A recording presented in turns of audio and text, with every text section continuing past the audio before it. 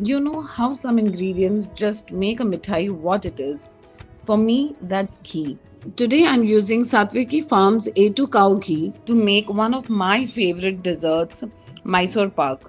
It's that one mithai where the quality of ghee truly shines. When you cook or make mithais with something so pure, you can actually taste the difference. Its richness, its smoothness, and so much authentic.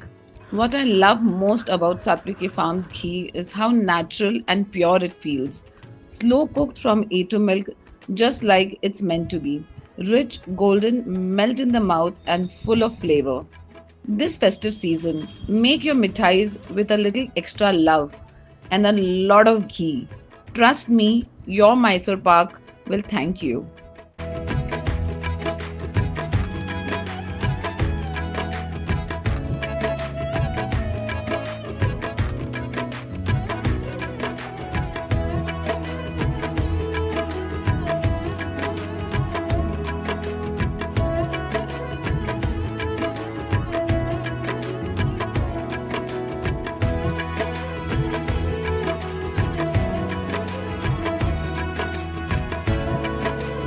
This festive season, do try my favorite Mysore Pak recipe.